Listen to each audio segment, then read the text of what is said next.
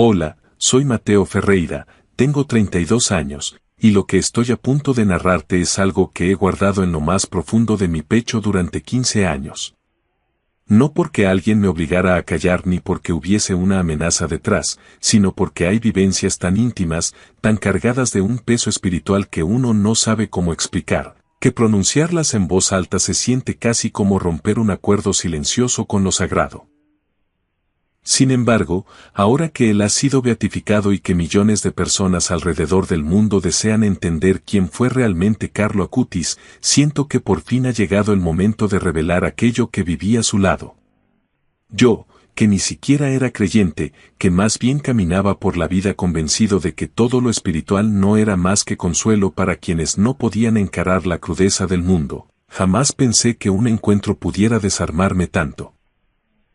Siempre fui racional, meticuloso, de los que confían únicamente en lo que pueden medir, observar o replicar en un laboratorio. Para mí, la religión era un refugio emocional, una manera de suavizar una realidad que yo veía dura, helada y completamente carente de un propósito más alto. Y entonces apareció Carlo. Durante 4 años trabajé con él en lo que se convirtió en su misión más grande, reunir y catalogar cada milagro eucarístico conocido y poner toda esa información en una página web. Yo era el tipo técnico, el que movía cables, programas, servidores y diseños. Él era la visión, el fuego interior, la fe inquebrantable que sostenía todo el proyecto. Lo que empezó como un trabajo freelance más, de esos que uno acepta para ganarse un dinero extra ayudando a un vecino, terminó convirtiéndose en la experiencia más profunda y desconcertante que he vivido. Vi cosas, hermano, experiencias que todavía hoy me cuesta explicar con lógica. Presencié momentos que chocan de frente con todo lo que la ciencia intenta ordenar. Y lo más fuerte de todo fue acompañarlo en esas últimas semanas en el hospital, cuando la leucemia fulminante iba consumiendo su cuerpo pero no podía apagar la luz impresionante de su fe, que prácticamente iluminaba cualquier rincón donde él estuviera. Hoy voy a contarte lo que realmente sucedió, no lo que aparece resumido en páginas oficiales ni las versiones pulidas que circulan por internet. Quiero contarte lo que mis propios ojos vieron y lo que mi alma sintió. Todo comenzó en el verano del 2002. Yo tenía apenas 17 años y recién había terminado el bachillerato en Milán. Vivía con mis padres en un edificio de departamentos en la zona de Quarto Chiaro, un barrio trabajador donde los días solían pasar entre el ruido de los talleres, los partidos improvisados en las canchas del parque y las charlas interminables en los bares de la esquina. Mi papá era mecánico, de esos que regresan a casa oliendo a aceite y metal caliente. Mi mamá trabajaba en una fábrica textil, siempre con las manos cansadas pero orgullosa de su esfuerzo. Yo soñaba con estudiar ingeniería informática en la Politécnica, aunque todavía no tenía claro cómo iba a pagarlo. Pasaba horas enteras frente a mi computadora, creando páginas web sencillas para pequeños negocios del barrio, un dinerillo honesto que me ayudaba a aprender y a mantenerme ocupado. Una tarde de julio, mientras bajaba las escaleras del edificio con mi laptop bajo el brazo, me crucé con una mujer elegante que subía cargada de bolsas del supermercado.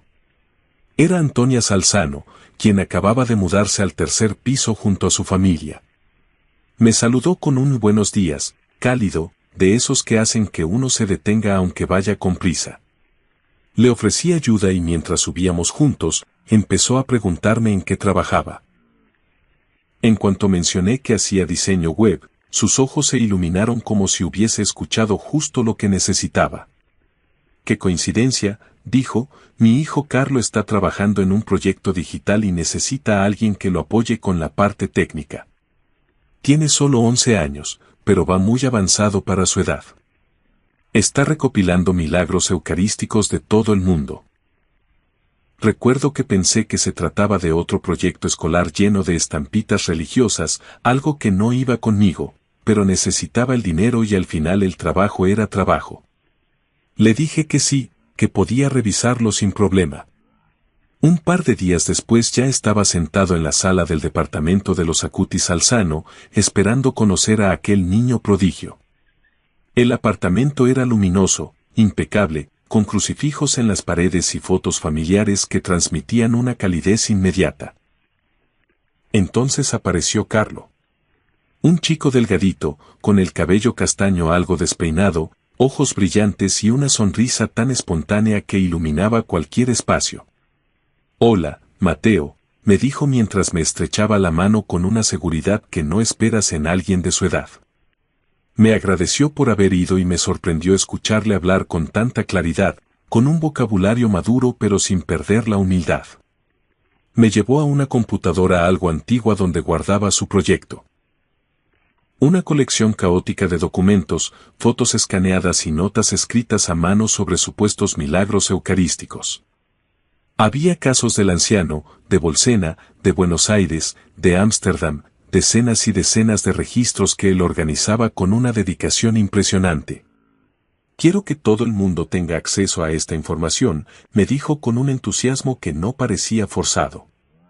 «La gente no sabe que Jesús está realmente presente en la Eucaristía. Estos milagros lo prueban. Si logramos hacer una página web profesional, podremos evangelizar a través de Internet». Recuerdo que pensé que estaba completamente absorbido por ideas religiosas, pero había algo en su forma de decirlo, algo tan genuino y tan firme, que me dejó intrigado. Le dije que sí, que podía ayudarlo a ordenar ese caos digital y darle forma a un sitio funcional. Y así, durante las semanas siguientes, empecé a reunirme con él 3 veces a la semana en su apartamento, siempre con mi laptop lista y con la curiosidad creciendo en silencio cada vez que lo veía trabajar. Tenía todo su material acomodado con una disciplina sorprendente para alguien de su edad y, apenas yo llegaba, nos poníamos a trabajar durante un par de horas seguidas, a veces 3 si el tiempo se nos iba entre conversaciones y ajustes del sitio. Él investigaba con una dedicación casi obsesiva, y yo me concentraba en el diseño y en la parte técnica, pero lo que realmente me atrapaba no era el proyecto en sí, sino Carlo mismo. Aquel niño de 11 años recitaba documentos del Vaticano como si fueran poesías que había aprendido de memoria, conocía la historia de la Iglesia con más precisión que cualquier sacerdote que yo haya escuchado, y hablaba de teología con una claridad y una profundidad que me dejaban desconcertado. Mientras yo tecleaba líneas de código, él se inclinaba hacia mí y me preguntaba con total naturalidad si yo creía en Dios. Yo siempre trataba de esquivar la respuesta. «No sé, Carlo. Supongo que si existiera un Dios, habría más evidencia», murmuraba sin ganas de profundizar. Él soltaba una risa suave, como si mis palabras fueran las de alguien que todavía no terminaba de despertar. «La evidencia está en todos lados, Mateo. Solo tienes que aprender a mirar. Estos milagros eucarísticos son pruebas científicas. Hay análisis médicos, estudios forenses, testimonios bien documentados». Una tarde calurosa de agosto, mientras revisábamos la parte de los milagros provenientes de América Latina, Carlo me habló sobre el caso de Buenos Aires de 1996. Me contó que un sacerdote había encontrado una hostia consagrada tirada en el piso y que, siguiendo lo que la Iglesia enseña, la colocó en agua para que se disolviera. Pero en lugar de desaparecer, la hostia empezó a parecerse a un tejido vivo, como si estuviera sangrando. Años más tarde, me dijo, un cardiólogo analizó una porción del material y descubrió que era músculo cardíaco humano, todavía vivo, con glóbulos blancos íntegros. Algo científicamente imposible para una muestra tan antigua. Mi reacción fue automática: eso tiene que ser un fraude. Carlo me miró con esos ojos profundos que parecían atravesar mis defensas y llegar directo a mis dudas. «Por eso estoy verificando cada dato, Mateo. Porque sé que personas como tú necesitan pruebas. Y Dios, en su misericordia, nos las ofrece».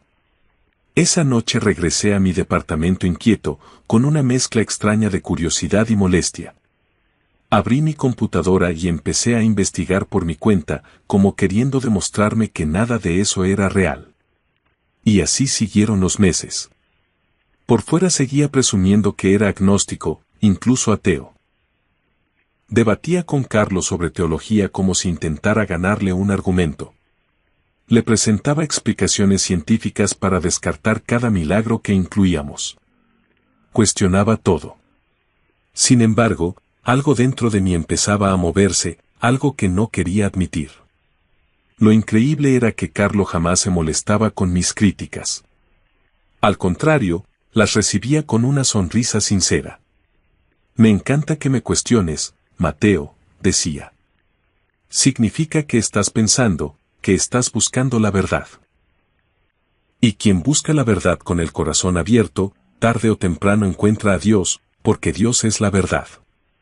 Lo que más me impresionaba de él era que no solo hablaba sobre fe. La vivía sin reservas. Todas las mañanas, antes de ir a la escuela, asistía a misa. Su mamá me contó que incluso cuando tenía fiebre insistía en ir. Después de misa se quedaba un rato en adoración eucarística, mientras otros chicos de su edad jugaban videojuegos o veían caricaturas. Un día, sin poder contener mi curiosidad, le pregunté si no se aburría de ir todos los días. Él me miró como si lo que acababa de preguntar fuera absurdo. Aburrirme, dijo casi ofendido. Mateo, voy a encontrarme con Jesús. Voy a recibir a Dios en mi cuerpo a través de la Eucaristía, ¿cómo podría aburrirme? Es lo más increíble que existe. Imagínate poder ver al Creador del universo cada día, ¿de verdad preferirías quedarte dormido?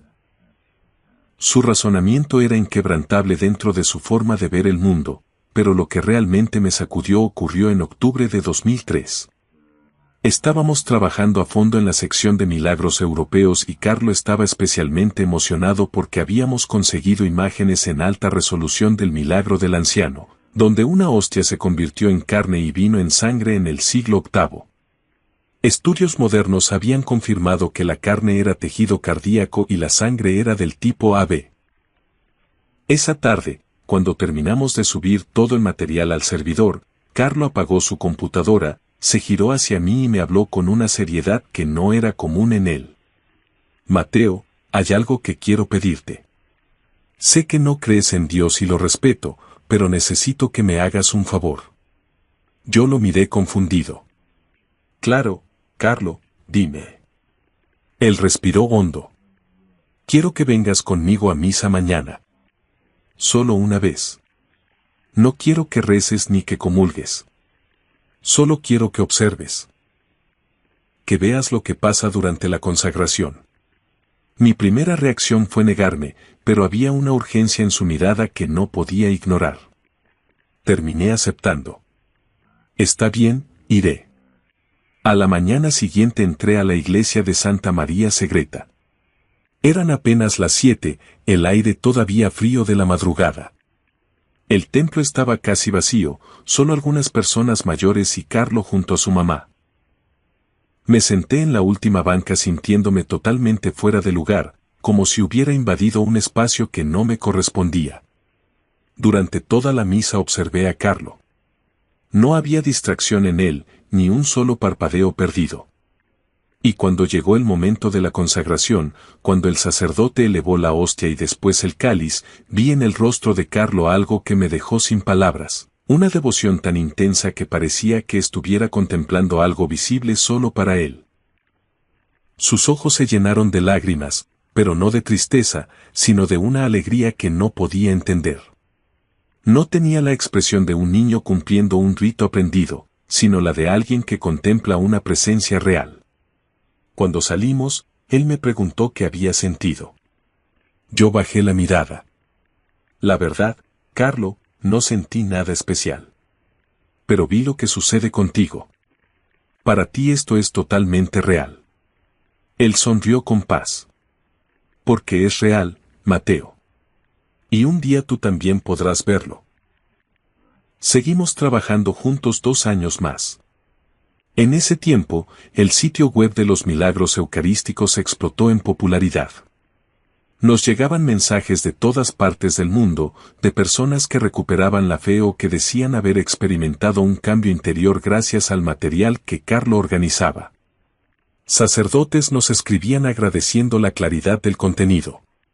Jóvenes como yo contaban cómo habían empezado a cuestionarse su incredulidad después de revisar la información científica. Y Carlo, al ver todo eso, brillaba de felicidad. Lo logramos, Mateo, me decía con esa sonrisa que nunca he podido olvidar. Estamos evangelizando a través de Internet, repetía Carlo con un brillo en los ojos que parecía imposible en alguien tan joven, y aunque yo admiraba profundamente su bondad, su inteligencia y esa dedicación incansable que lo caracterizaba, dentro de mí seguía existiendo una resistencia terca. Lo quería, lo respetaba, pero simplemente no podía dar el salto de fe que él esperaba de mí. Siempre le decía que necesitaba estar seguro, que no podía creer sin pruebas, y Carlo, con su paciencia infinita, respondía con esa serenidad que solo él tenía. La fe no es enemiga de la razón, Mateo. La razón te lleva hasta cierto punto del camino, y cuando ya no puede avanzar más, es ahí donde entra la confianza en Dios. Primero usas tu mente, luego usas tu corazón. En el verano de 2005, cuando Carlo había cumplido 14 años, noté un cambio sutil pero profundo en él. Continuaba entusiasta, alegre, involucrado en el proyecto como siempre, pero sus palabras tenían ahora un peso distinto, como si hubiera alcanzado una madurez espiritual que no coincidía con su edad. Un día, mientras trabajábamos en la sección dedicada a los milagros asiáticos, Carlo me dijo algo que jamás pude sacar de mi cabeza. Mateo, sabes que la vida es un regalo, ¿verdad? Cada día que respiramos es una oportunidad para acercarnos más a Dios y ayudar a otros a encontrarlo. No estamos aquí por casualidad. Tenemos un propósito muy concreto. Y mi propósito, agregó con una convicción desgarradora, es hacer que la gente se enamore de la Eucaristía tanto como yo estoy enamorado de ella. Pensé que era otra de sus reflexiones habituales, pero después comprendí que había algo profético en esas palabras.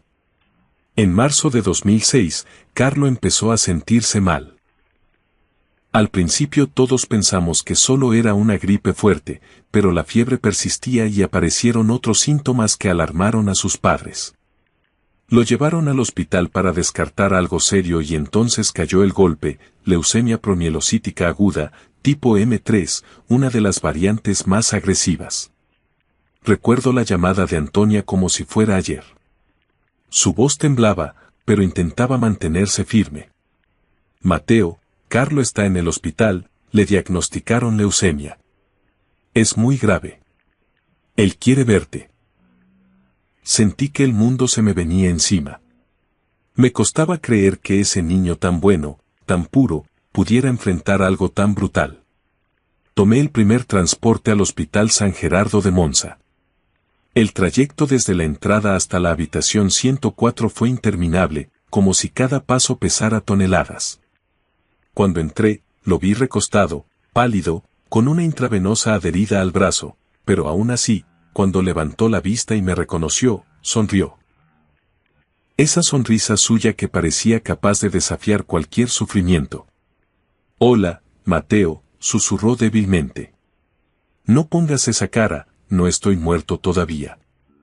Me senté junto a él sin poder encontrar las palabras.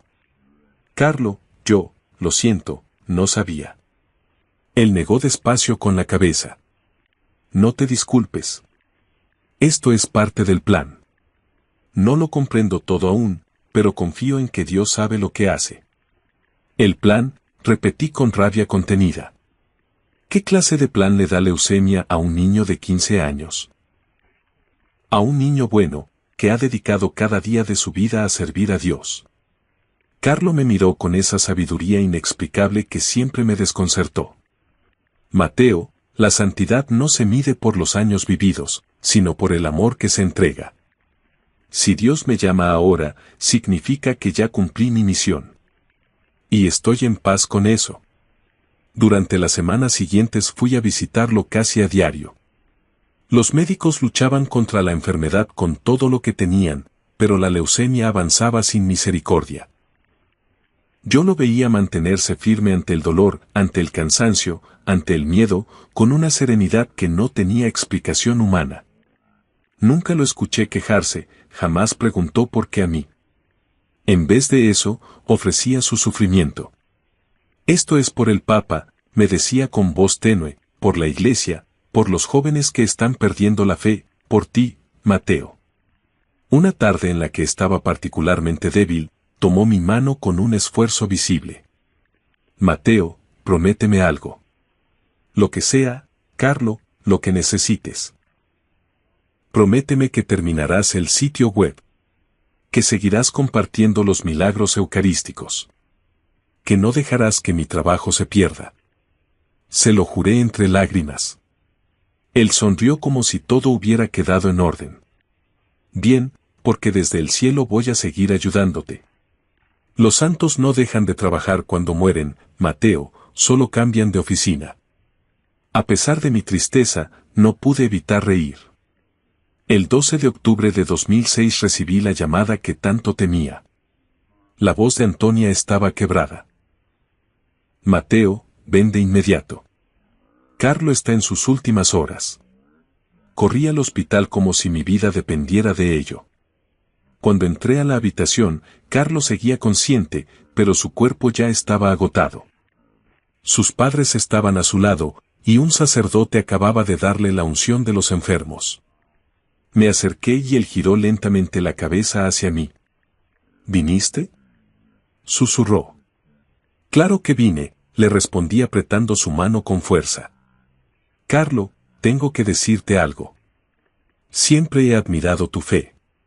Y creo que tenías razón. Sobre Dios. Sobre todo. Sus ojos se iluminaron con un destello de alegría que jamás olvidaré. Lo sabía, Mateo. Solo falta que des el paso final. Confía en él. Entonces ocurrió algo que aún hoy me cuesta explicar. Carlo levantó la mirada hacia un punto en el techo, un sitio vacío para todos menos para él. Su rostro cambió por completo. El dolor desapareció. Lo que quedó fue una paz tan profunda que parecía venir de otro mundo. Mamá, papá, el cielo se está abriendo, murmuró. Esas fueron sus últimas palabras. Cerró los ojos con una sonrisa suave y se fue. Pero te juro, hermano, por lo más sagrado, que en ese instante sentí algo en la habitación. Una presencia, una calma imposible de describir. El aire mismo parecía más liviano, como si algo divino hubiera llegado para llevarlo. Salí del hospital convertido en alguien distinto. El incrédulo que había entrado años atrás ya no existía. En su lugar había un hombre que había presenciado algo que no podía medirse con instrumentos, pero que el corazón reconocía como verdadero. Desde entonces he continuado su misión. El sitio web de los milagros eucarísticos sigue en pie, ahora con más de 150 casos registrados, tal como él habría querido. He recibido miles y miles de mensajes de personas que aseguran que su vida dio un giro por completo después de conocer la historia de Carlo, y yo mismo, tarde o temprano, terminé dando el paso que él siempre me pidió con tanta ternura y firmeza. 2 años después de su partida, me bauticé, porque comprendí por fin lo que él trató de enseñarme tantas veces: la fe no cancela la razón, no la contradice, simplemente la lleva más lejos, la completa, la llena de sentido. Han pasado 15 años desde aquella madrugada del 12 de octubre de 2006, cuando vi a Carlo Acutis emprender su camino hacia el cielo. 15 años en los que he cargado con el peso, pero también con el privilegio inmenso, de haber estado junto a él cuando dejó este mundo. Pero lo que voy a contarte ahora no es algo que suelo decir. Son hechos que durante mucho tiempo guardé como joyas escondidas en mi corazón, cosas que me costó más compartir incluso que el relato de su muerte. Porque lo que sucedió después de que Carlos cerrara los ojos por última vez no fue un punto final. Fue, más bien, el comienzo de una historia completamente diferente. Durante años me pregunté si algún día tendría el valor de dar a conocer lo que viví. Y ahora, después de su beatificación en octubre de 2020, después de ver cómo millones de personas alrededor del mundo se inspiran con su testimonio, siento que ha llegado el momento de decir la verdad completa, la verdad sobre los signos que aparecieron después, sobre cómo un adolescente de 15 años sigue cumpliendo lo que prometió: ayudarme desde el cielo. Los primeros días después de su muerte fueron, sin exagerar, los más oscuros que he vivido. Aunque había presenciado algo claramente sobrenatural en sus últimos instantes, aunque sentí esa paz que no tenía explicación humana cuando dijo que el cielo se abría, la ausencia diaria, tangible, concreta, me golpeaba como un mar embravecido una y otra vez. A veces despertaba esperando ver un mensaje suyo, olvidando por un momento que ya no volvería a escribir. Abría mi Skype y su nombre seguía ahí, inmóvil, recordándome que jamás volvería a conectarse. Entraba al sitio web que habíamos trabajado codo a codo, funcionando perfectamente, y aún así el vacío era insoportable. Era nuestro proyecto, nuestra misión compartida, y de pronto estaba solo. El funeral se realizó en la iglesia de Santa María Segreta, la misma donde lo vi asistir a misa todas las mañanas durante años. El templo estaba lleno hasta los pasillos. Amigos, familiares, compañeros de escuela, sacerdotes, personas que habían recibido algún gesto de Carlo o que habían sido tocadas por su forma de vivir la fe. Durante la homilía, el padre Marco habló de él como un joven santo, un ejemplo luminoso para toda una generación. Mencionó su devoción a la Eucaristía, su pureza de alma y ese uso tan poco común de la tecnología para evangelizar. Pero lo que más me estremeció fue cuando dijo algo que sentí dirigido directamente a mí. Carlo no murió, dijo con voz firme. Simplemente cambió de residencia. Ahora vive en la patria definitiva, pero su misión no termina. Y quienes tuvimos la gracia de conocerlo somos responsables de continuar su obra. Al salir del funeral, Antonia, su madre, me tomó del brazo. Mateo, me dijo con una mezcla de dolor y fuerza, sé que todo esto te pesa. Carlo te quería muchísimo.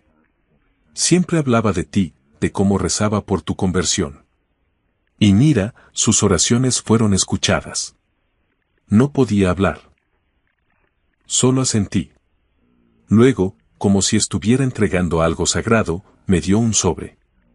Carlo me pidió que te diera esto si algo le pasaba. Lo escribió hace 2 semanas, cuando ya sabía que no quedaba mucho tiempo. Abrí el sobre con manos temblorosas. Dentro había una carta, escrita con su letra ya debilitada. Querido Mateo, comenzaba, si estás leyendo esto significa que ya estoy con Jesús en el cielo. No estés triste, hermano. Estoy más vivo que nunca, solo que ahora te veo desde un lugar mucho mejor. Nuestro proyecto no terminó. De hecho, apenas va comenzando. Tú vas a continuar el sitio de los milagros eucarísticos. Vas a añadir más casos, más testimonios, más pruebas del amor infinito de Dios en la Eucaristía. Y yo voy a ayudarte desde aquí. Sé que suena extraño, pero confía. Vas a recibir señales. Vas a vivir cosas que no podrás explicar. Y cuando sucedan, sabrás que soy yo. No tengas miedo, Mateo. La muerte no es el final, es el inicio de la vida verdadera. Y cuando termines tu misión en la tierra, volveremos a vernos. Mientras tanto, trabaja fuerte, ama intensamente y, sobre todo, enamórate de Jesús en la Eucaristía como yo lo hice. Lloré durante horas después de leerla. No solo por tristeza, sino por algo más profundo, más difícil de poner en palabras. Era como si Carlo me hubiera dejado una brújula para caminar sin él. Las primeras semanas después de eso fueron casi automáticas. Me obligaba a levantarme, a mantener el sitio, a contestar los correos que llegaban de todas partes, pero era como moverme en piloto automático. Hasta que llegó la primera señal. Era noviembre, apenas un mes después de su muerte. Estaba en mi departamento, tratando de subir un nuevo caso de milagro eucarístico que llevaba semanas investigando. Ya era pasada la medianoche. Estaba cansado, desesperado porque el código del sitio fallaba y no lograba encontrar el error. Después de horas de intentar sin éxito, cerré la laptop con frustración y dije en voz alta, casi como un reclamo, Carlo, si de verdad puedes ayudarme desde el cielo, este sería un buen momento. Apenas terminé la frase, mi teléfono sonó. Un número internacional desconocido. Contesté. Mateo Ferreira, dijo una voz con un acento raro. Sí, soy yo, respondí. Mi nombre es Padre Giuseppe, llamo desde Lanciano, Italia.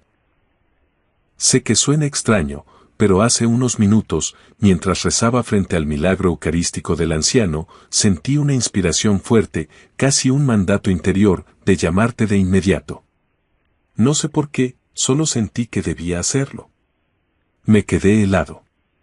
Lanciano, el milagro que Carlo y yo habíamos estudiado con detalle, uno de sus favoritos. Le conté al padre Giuseppe el problema que tenía con el sitio. Él soltó una risa leve.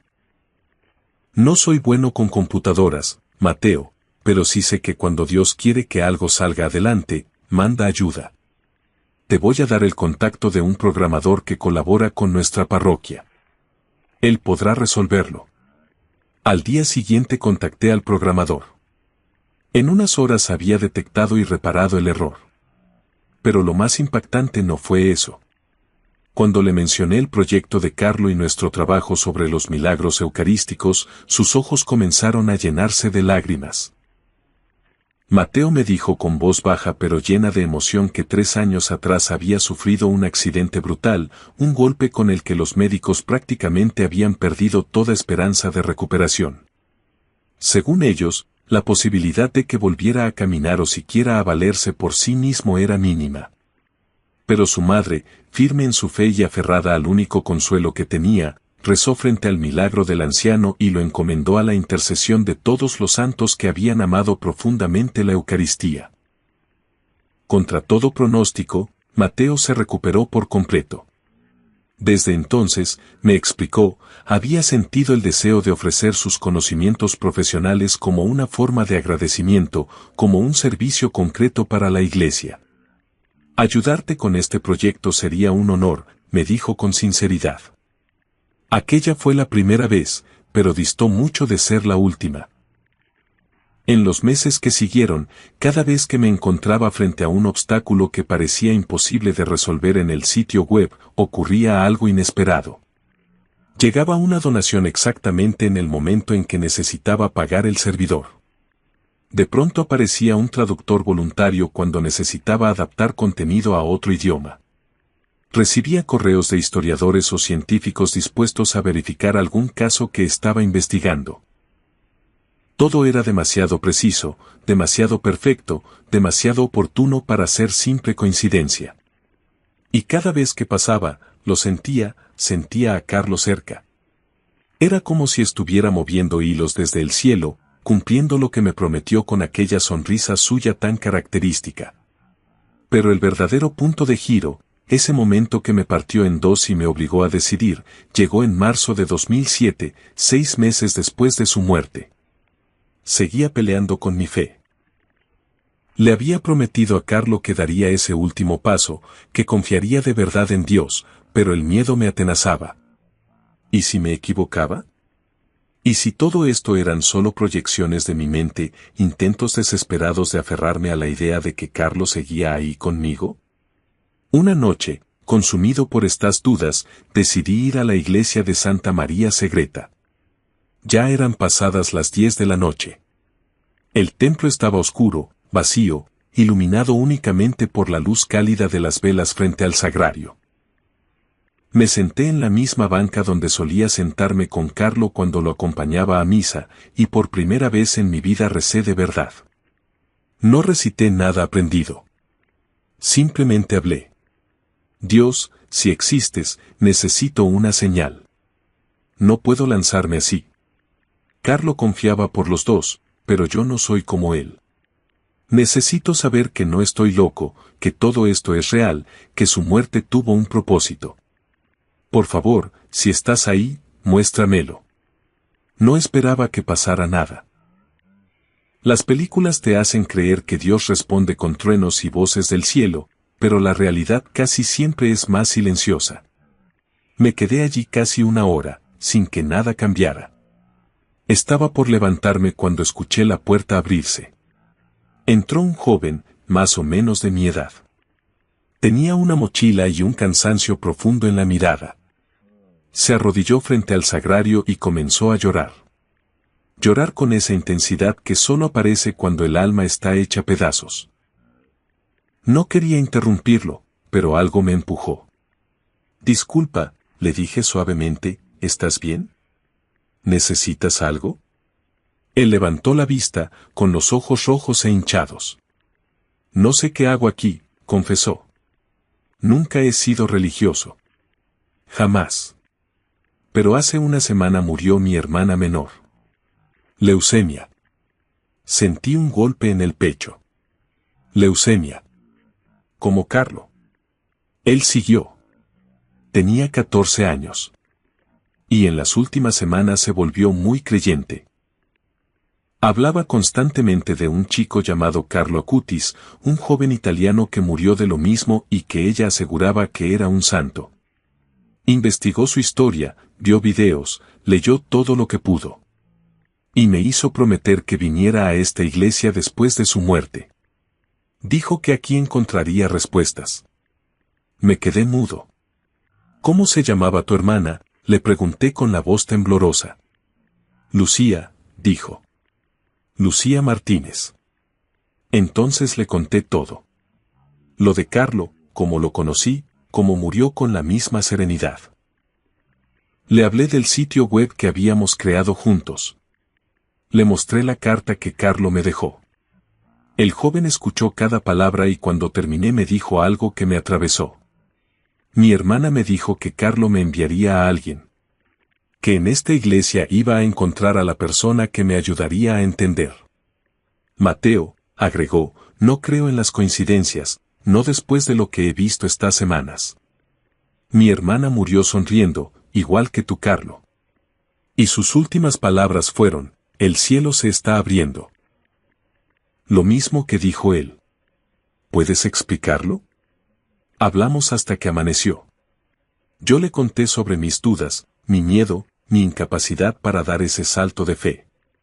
Él me habló de Lucía, de cómo convirtió su propio sufrimiento en esperanza, de cómo repetía cada día que Jesús estaba vivo en la Eucaristía. Cuando salimos de la iglesia, ambos sabíamos que algo había cambiado. Él había encontrado la respuesta que buscaba, y yo había recibido la señal que le pedía a Dios. Porque en serio, ¿qué probabilidad había de que un desconocido entrara justo a esa iglesia, justo en ese momento, con esa historia? 2 meses después, en mayo de 2007, me bauticé. La ceremonia fue sencilla, íntima. Estaban Antonia y Andrea, el padre Marco, mi familia y algunos amigos. Cuando el agua cayó sobre mi cabeza y escuché, Mateo, yo te bautizo en el nombre del Padre, del Hijo y del Espíritu Santo, sentí algo romperse dentro de mí, como si cadenas invisibles que llevaba años cargando se deshicieran de golpe. Era como respirar por primera vez. Después de la misa, Antonia me abrazó llorando. Carlo estaría tan feliz, me dijo. Esto era lo que más deseaba, ver tu conversión. Y lo consiguió, incluso después de irse. Esa noche, ya en mi apartamento, abrí mi laptop para trabajar en el sitio. Había un correo nuevo de un remitente desconocido. El asunto decía, gracias por el sitio de Carlo. Al abrirlo, leí, mi nombre es Padre Tomás, soy misionero en Tanzania. Hace 3 meses descubrí el sitio de los milagros eucarísticos que creaste con Carlo Acutis. Lo he utilizado para enseñar a mi comunidad sobre la presencia real de Jesús en la Eucaristía. Muchas de las personas aquí son conversos recientes del Islam o de prácticas tradicionales africanas. Necesitaban pruebas, necesitaban comprender que la Eucaristía no es solo un símbolo. Y tu sitio web les dio justo eso. Esta semana, durante la misa dominical, ocurrió algo que nadie en la comunidad podrá olvidar. Justo en el momento de la consagración, cuando el sacerdote elevó la hostia, uno de los fieles más incrédulos, un hombre que durante años había dudado abiertamente de la presencia real de Cristo en la Eucaristía, vio cómo la hostia comenzaba a irradiar una luz dorada, cálida, casi viva. Y no fue el único. Varias personas afirmaron haber presenciado el mismo resplandor. Nadie supo explicar lo sucedido, pero desde ese día toda la comunidad experimentó un cambio profundo, una devoción renovada, casi ardiente, hacia Jesús Eucaristía. Queremos que sepas, continuaba el correo, que la labor de Carlo está salvando almas aquí en África. Gracias por mantener viva su misión. Mientras leía esas palabras, sentí las lágrimas correr por mi rostro, pero no eran lágrimas de dolor, sino de una alegría tan inmensa que me desbordaba. Carlo tenía razón. Su misión no terminó con su muerte. Al contrario, se estaba extendiendo de maneras que jamás hubiéramos sido capaces de imaginar. En los años siguientes, el sitio web creció sin parar. Aquel proyecto humilde que Carlo empezó con apenas 11 años terminó convirtiéndose en una de las plataformas más completas y consultadas sobre los milagros eucarísticos en todo Internet. Comenzamos a recibir testimonios de conversión desde los lugares más lejanos del planeta. Ateos que, después de analizar la evidencia científica de los milagros, recuperaban la fe. Católicos que habían vivido años dormidos espiritualmente y que redescubrían el valor inmenso de la Eucaristía. Jóvenes que encontraban un propósito claro para sus vidas inspirados por el ejemplo de Carlo. Pero lo más impactante fueron los milagros, milagros concretos, documentados, que la gente atribuía a la intercesión de Carlo. Recuerdo el caso de una madre en Brasil cuyo hijo había entrado en coma tras un accidente. Desesperada, rezó pidiendo la intercesión de Carlo y el niño despertó sin explicación médica. Un joven en Filipinas diagnosticado con cáncer terminal que entró en remisión total después de orar ante una reliquia de Carlo. Una pareja en Argentina que había perdido la fe tras la muerte de su hijo, pero que logró recuperarla después de conocer su historia en el sitio web.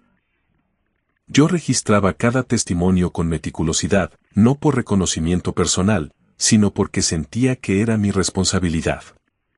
Carlo había sembrado esa semilla, yo solo estaba cuidando el jardín que él había comenzado. En 2010, 4 años después de su partida, la Iglesia anunció de manera oficial la apertura del proceso de beatificación de Carlo. Me contactaron para que diera testimonio. Fue extraño y hermoso a la vez sentarme frente a un tribunal eclesiástico y relatar cómo lo había conocido, cómo había cambiado mi vida y cómo, incluso después de su muerte, continuaba cumpliendo su misión. Les hablé de cada detalle, de cada coincidencia imposible, de los testimonios que llegaban de todas partes, de cómo el sitio web había tocado millones de vidas. Y por supuesto, les conté sobre su promesa, esa promesa que me hizo en el hospital, asegurándome que desde el cielo seguiría ayudándome. Y lo había cumplido una y otra vez. El proceso duró 10 años, una década entera de investigaciones, entrevistas, análisis médicos y verificación rigurosa de los milagros atribuidos a su intercesión. Mientras tanto, yo seguía trabajando en el sitio, ampliándolo, perfeccionándolo. Añadí secciones sobre su vida, sus escritos, sus pensamientos. Creé un espacio para que cualquier persona pudiera compartir cómo Carlo había tocado su corazón. Y mientras hacía eso, mi propia fe seguía consolidándose. Comencé a ir a misa diario, como Carlo hacía. Al principio me costaba levantarme temprano, ir a la iglesia antes del trabajo, pero poco a poco se convirtió en el momento más esencial de mi día. Finalmente comprendí lo que Carlo había intentado explicarme tantas veces. La Eucaristía no es un rito vacío, no es una costumbre heredada. Es un encuentro real, vivo, con Jesús. Y cuando entiendes eso, cuando lo crees de verdad, todo tu mundo se transforma. El 10 de octubre de 2020 llegó por fin la noticia que tantos habíamos esperado. El Papa Francisco anunció la beatificación de Carlo Acutis. La ceremonia sería en Asís, rodeada de miles de personas. Yo estuve ahí, por supuesto, junto a Antonia, Andrea, amigos, familiares, y una multitud inmensa de jóvenes inspirados por la vida de Carlo. Cuando el cardenal pronunció oficialmente su nombre como beato, cuando su imagen apareció en las pantallas gigantes y la multitud estalló en aplausos y llanto, sentí algo indescriptible. Era como si Carlo estuviera a nuestro lado otra vez, con esa sonrisa llena de luz que siempre lo caracterizaba. Después de la ceremonia, fui al santuario del despojo para verlo en su tumba. Me arrodillé frente a su cuerpo incorrupto, visible a través del cristal. Tras 14 años, su rostro continuaba intacto, sereno, con la misma expresión de paz que tuvo la última vez que cerró sus ojos. Hablé con él en silencio. Le di las gracias por todo, por su paciencia con un escéptico testarudo como yo, por sus oraciones, por su promesa cumplida hasta el último detalle. Y ahí mismo hice una nueva promesa. Beato Carlo, seguiré trabajando en nuestra misión hasta que Dios me llame. Seguiré compartiendo tu amor por la Eucaristía, seguiré contando tu historia a todo aquel que quiera escucharla. Y cuando llegue mi hora, espero, de todo corazón, escuchar tu voz diciéndome, bien hecho, Mateo, bien hecho hermano mío. Hoy, en 2025, el sitio web que Carlo y yo empezamos en 2002 recibe más de 5 millones de visitas al año, está traducido a 15 idiomas y ha inspirado exposiciones que han recorrido el mundo entero. Pero los números no son lo importante. Lo que importa son las vidas transformadas, los mensajes que llegan cada día.